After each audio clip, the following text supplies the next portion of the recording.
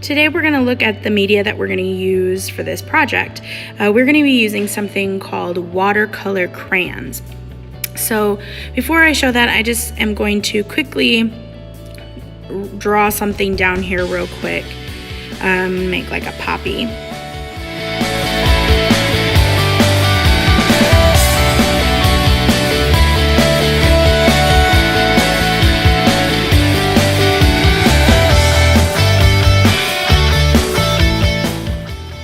Alright, now that we have that done, we're going to start with our medium. So these look like just normal crayons, as you can see here, and there are several techniques. The first technique we're going to use is where you're just coloring in that spot.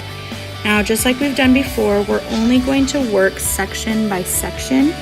So I am coloring in this section with my red, and I'm going to dip a paintbrush in a cup of water, and I only have maybe ½ an inch of water in there, not a lot, and I'm just going to slowly go over the color that I've just colored in and paint over it just with the water, and I'm going to see that that crayon kind of changes into a watercolor paint.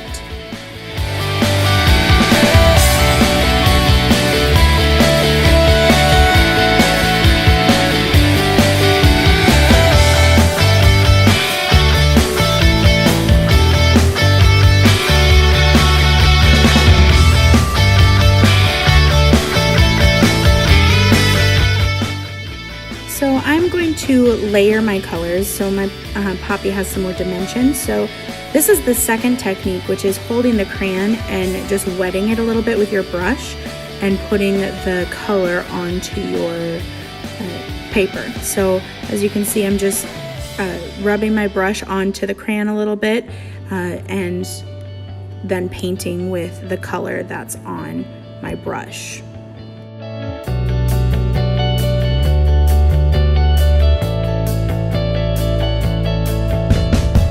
Now, one of the things that does make this a little bit more tricky than working with colored pencils or regular is adding shadows. So you're going to see here that I'm going to try to add a shadow a little bit, and it just kind of bleeds out. So my suggestion is wait a little bit until your painting has dried just a little bit. It doesn't have to be completely dried before you go back in and add those shadows. So I kind of added one, and I'm going to stop, and then I will come back through and add it some more.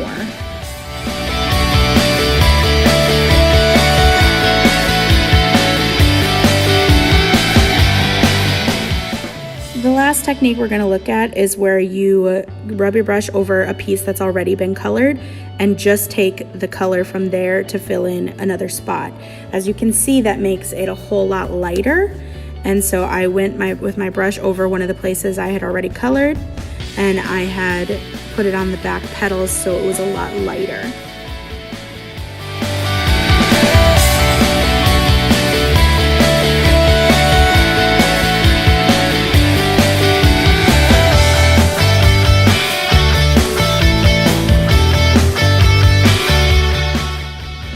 I'm going back in with my orange to add some more dimension so it's not just all red. You can see that it kind of moves the color around. This is another reason why you kind of want to let it dry just a little bit, and I suggest kind of skipping around so that your sections don't all bleed into each other, but that's something you kind of you have to play with on your own.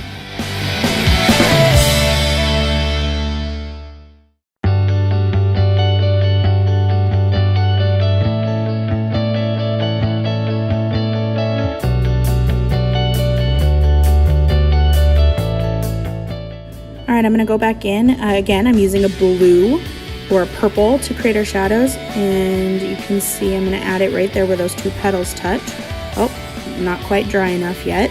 I'm just going to, try to tap it out and go in and add some more of that and blend it out into that petal.